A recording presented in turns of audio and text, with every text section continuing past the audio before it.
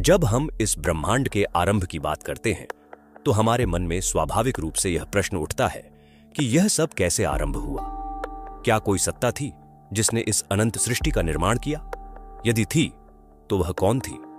वेद, उपनिषद, पुराण और भगवद गीता जैसे ग्रंथों में इन प्रश्नों का उत्तर बहुत स्पष्ट और दिव्य रूप में मिलता है, और उत्तर है नारायण। जो लोग चैनल पर नए हैं कृपया सब्सक्राइब करें ताकि आपको ऐसे और भी आध्यात्मिक, ज्ञानवर्धक और दिव्य कंटेंट मिलते रहे।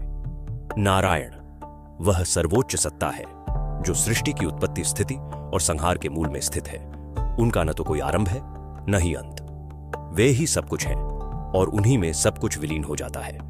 नारायण का अर्थ है वह जो अनर अर्थात प्राणियों का आधार है, और अयन अर्थात जिसमें सब कुछ निवास करता है।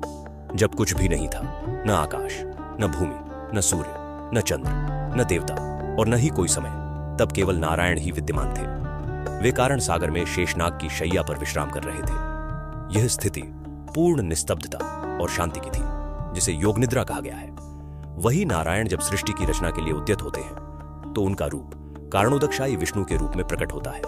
इस रूप में वे श्वास लेते हैं और उनके प्रत्येक श्वास के साथ असंख्य ब्रह्मांड उत्पन्न होते हैं और फिर पुनः उनके भीतर विलीन हो जाते हैं। यही कारण है कि उन्हें महाविष्णु भी कहा जाता है।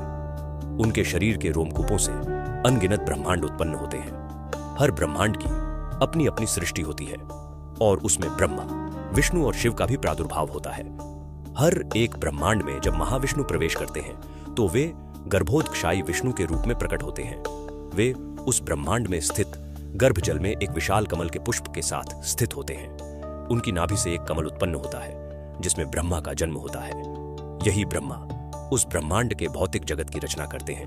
आकाश, पृथ्वी, जल, अग्नि, वायु और सभी जीव जंतु। गर्भोदकशायी विष्णु का कार्य है सृष्टि के भीतर रहकर उसे कार्यान्वित करना। वे भीतर से संचालन करते हैं, जबकि ब्रह्मा बाह्य सृष्टि की रचना में लगे रहते हैं। तीसरे रूप में विष्णु प्रकट होते हैं, क्षीरोदकशायी विष्णु के रूप में। ये विष्णु क्षीर सागर में स्थित होते हैं और प्रत्येक जीव के हृदय में परमात्मा के रूप में विद्यमान रहते हैं। यही वे विष्णु हैं जिन्हें हम अधिकतर मंदिरों में पूजते हैं, जिनकी लीलाएं राम, कृष्ण आदि रूपों में होती हैं। यह विष्णु भक्तों के लिए सुलभ रूप है।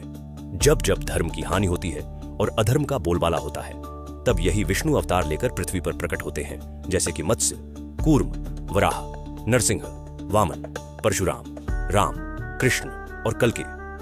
इन तीनों रूपों में महाविष्णु, गर्भोदकशायी विष्णु और क्षीरोदकशायी विष्णु एक ही नारायण के विभिन्न कार्यात्मक रूप हैं। जैसे एक ही सूर्य अपनी किरणों के माध्यम से पृथ्वी पर प्रकाश देता है, वैसे ही नारायण अपने विभिन्न रूपों में प्रकट होकर सृष्टि का संचालन करते हैं। यह त्रिरूप सृष्टि, पालन और संहार के प्रतिनिधि है। महाविष्णु कारण जगत में, गर्भोदकशायी विष्णु ब्रह्मांडीय सृष्टि में और क्षीरोदकशायी विष्णु जीवों के हृदय में स्थित रहते हैं।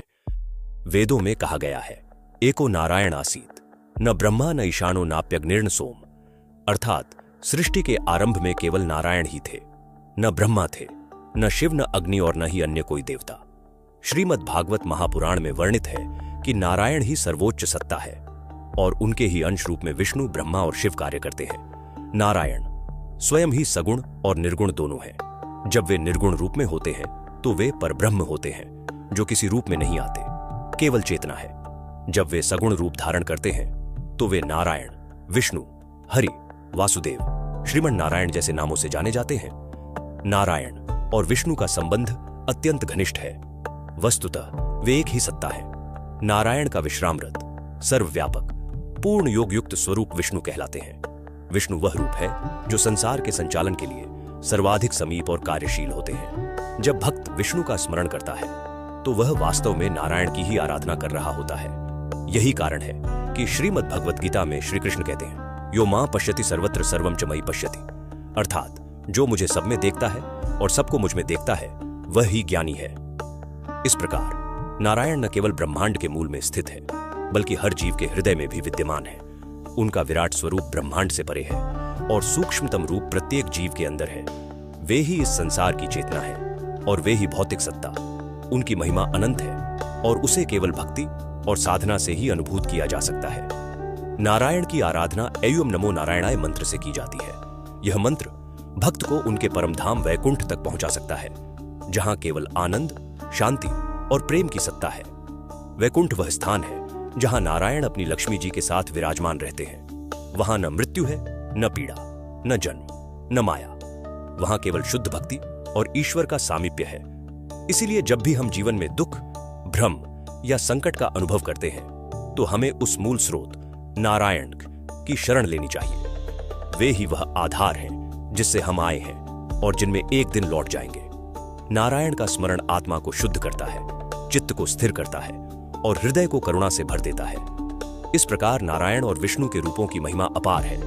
वे ही सृष्टि के आरंभकर्ता, संचालक और संहार करता है। वे ही शाश्वत सत्य हैं और वे ही हमारा अंतिम लक्ष्य भी।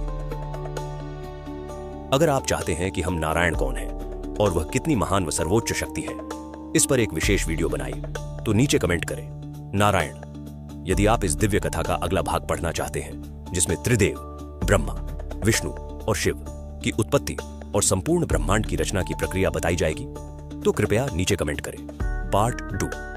अगली कड़ी और भी रहस्यमय और रोचक होगी। अगर आपको यह वीडियो पसंद आया हो तो कृपया लाइक करें, शेयर करें, सब्सक्राइब जरूर करें ताकि अगली वीडियो आपसे छूट न जाए। आपका समर्थन ही हमारी प्रेरणा है। आपके जीवन में शक्ति, शांति और सिद्धि सदैव बनी रहे। जय श्री हरिनारायण। ओम नमः शिवाय।